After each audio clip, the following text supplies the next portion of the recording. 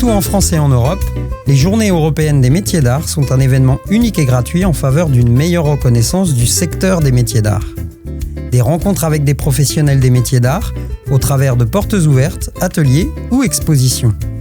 Dans la première saison d'Objectif Gâtine, un épisode était consacré à l'artisanat d'art. Nous étions allés à la rencontre de 3 artisans engagés dans la restauration du patrimoine. Cette année, on y consacre un nouvel épisode en vous emmenant au cœur d'Egema, coordonné par la ville de Parthenay. Du vendredi 4 au dimanche 6 avril dernier, nos caméras se sont baladées du quartier médiéval à la chapelle des Cordeliers, en passant par le quartier de la Citadelle pour vous montrer la richesse de l'artisanat local. Dans la rue de la Vaux-Saint-Jacques, on est attendu par Dominique Pouet. Potier céramiste depuis 30 ans, il est installé depuis peu dans le quartier. Après un bac, une prépa et des concours ratés de kinésithérapie, il se retrouve avec une boule de terre dans les mains, et là, c'est la révélation. Il nous livre sa vision de l'artisan d'art.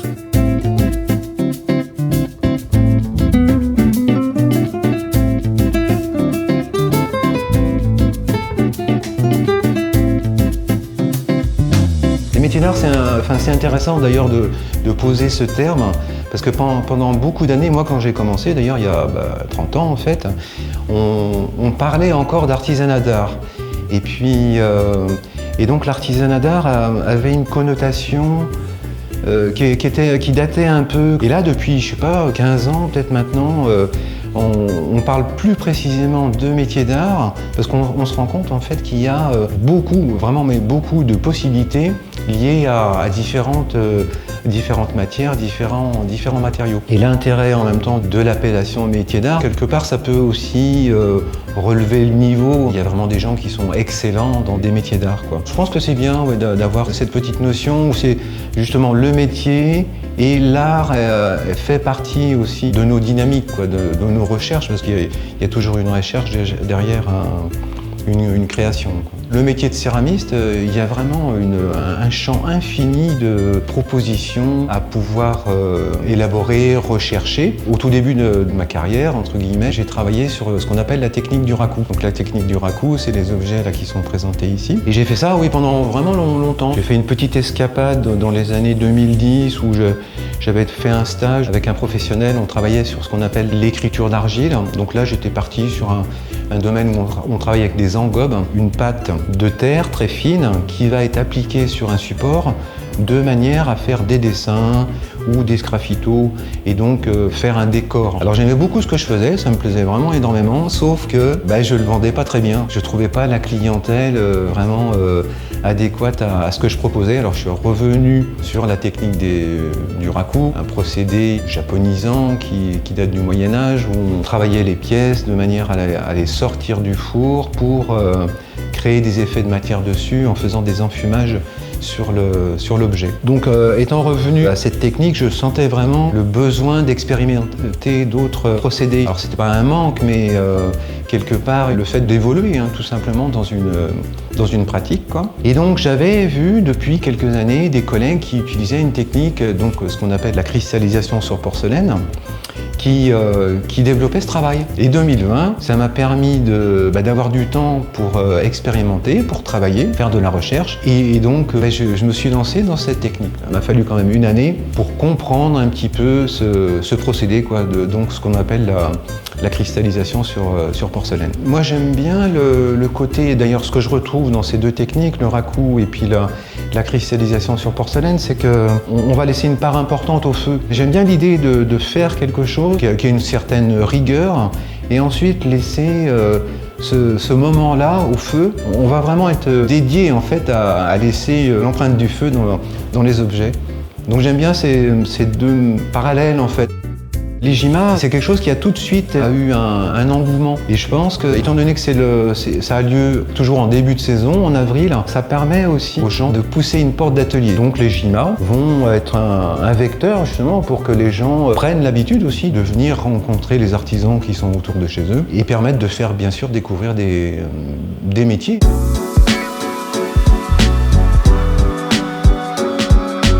Selon Dominique, à partir du moment où les gens se permettront de pousser les portes des ateliers, des vocations se créeront forcément.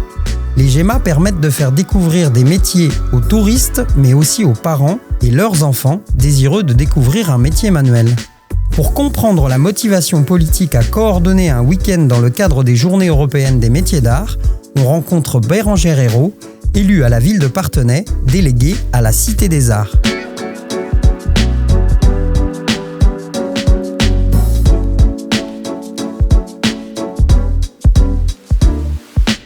Alors, Parthenay, Cité des Arts, j'ai envie de dire c'est la ville et son patrimoine en mouvement avec la présence des artisans d'art et des artistes en art visuel. Vraiment l'idée c'est de pouvoir valoriser le patrimoine de la ville en y liant les métiers d'art et les arts visuels. C'est de pouvoir proposer des expositions à la Chapelle des Cordeliers tout au long de l'année. La Chapelle des Cordeliers qui est la véritable porte d'entrée vers le quartier historique de la ville, vers le musée, vers le centre d'interprétation de l'architecture et du patrimoine. L'idée, c'est de faire que les visiteurs cheminent, découvrent, parcourent le quartier historique et découvrent vraiment la richesse patrimoniale de notre ville.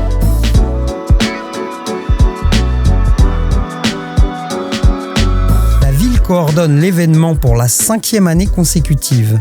Après des années de rodage à chercher des candidats, l'événement a du succès auprès des professionnels et doit maintenant passer par un appel à candidature. Ce dernier permet de proposer une diversité de métiers d'art à découvrir. Maude Clochard, médiatrice culturelle du Musée d'art et d'histoire de Parthenay, nous explique où et en partenariat avec qui les GEMA de Parthenay sont organisés. Les premières années, on avait ciblé quelques sites patrimoniaux pour pouvoir présenter ces expositions de vente. Et là, on commence, vu qu'on accueille de plus en plus de monde, à ouvrir d'autres sites, notamment le Logis Férol, qui est une première pour 2025, un test, parce que effectivement cette année le musée est en travaux, donc ne pouvait pas accueillir comme d'habitude. Mais finalement, ce petit changement de dernière minute nous permet de nous dire que c'est peut-être quelque chose à exploiter finalement les années futures, parce que ça nous permet de recevoir encore plus de professionnels. Après, c'est un travail qui se fait forcément en lien avec l'Institut des savoir-faire français, parce que c'est eux qui portent les Journées européennes des métiers d'art au niveau national et européen. On travaille aussi on est en lien avec la Chambre des métiers et de l'artisanat. Forcément, au niveau du département, c'est une porte d'entrée qui est très importante pour nous. Et après, localement, avec les artisans qui ouvrent leurs ateliers privés. Donc, il y a toute une coordination pour que chacun s'y retrouve en fait durant tout le week-end. L'année 2025 s'est déroulée avec son lot de nouveautés. On essaie chaque année de proposer un programme, alors pas identique d'une année à l'autre, c'est important. Donc il y a toujours des temps de pratique. Donc les temps de pratique, c'est des ateliers animés par des professionnels qui sont exposés ici tout le week-end et qui initient en fait le public à leur savoir-faire. Donc ça c'est très prisé forcément. Il y a des petites jauges, il y a des privilégiés qui s'inscrivent très vite. Donc ça c'est vraiment quelque chose auquel on tient, de proposer ces temps d'initiation et d'expérimentation du métier. Les autres temps forts du parcours cette année, c'est quand même l'ouverture d'un atelier privé tout nouveau en 2025 sur Parthenay, celui de Cyril Deschamps, vitrailliste, qui s'est installé au quartier de la Citadelle.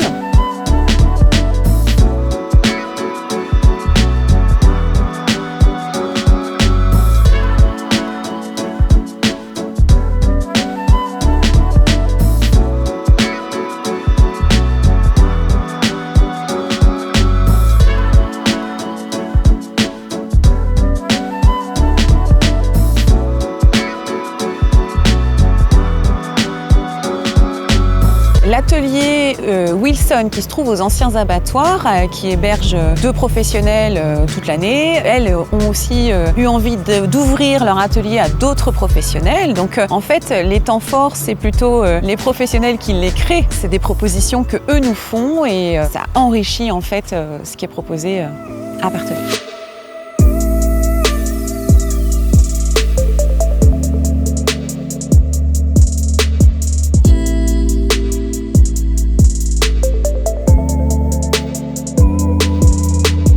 Même si les GEMA sont la plus grande vitrine de la Cité des Arts de Parthenay, cette dernière vit à longueur d'année.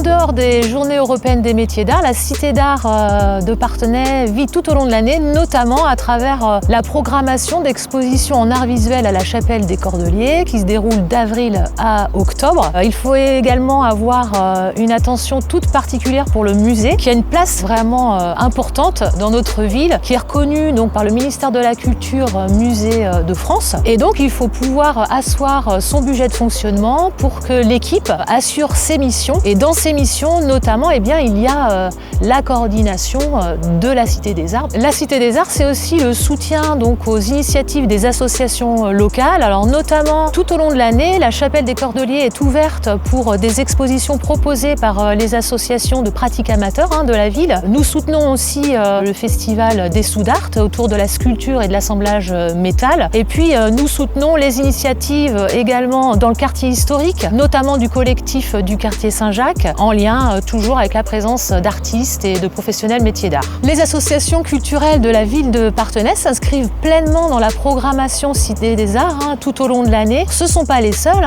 Durant le FLIP également, des expositions ludiques mais en lien avec les arts visuels sont proposées dans la chapelle. Finalement, la Cité des Arts, c'est vraiment la ville et ses acteurs qui se mettent en mouvement en faveur des arts visuels et des métiers d'art.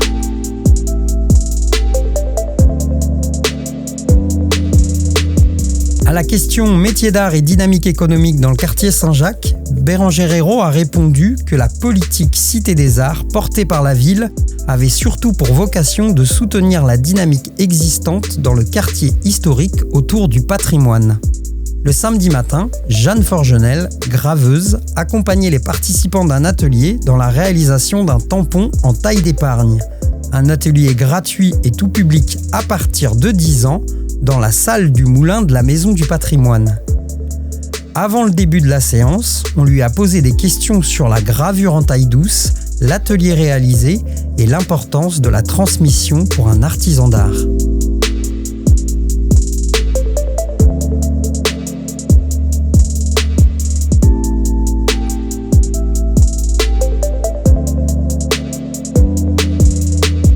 En fait, la gravure, c'est une technique d'impression qui permet d'obtenir des estampes. Il y a ce qu'on appelle la taille d'épargne qui se fait sur du lino, du bois et pour laquelle le principe, c'est d'enlever la partie de la matrice qu'on ne souhaite pas imprimer.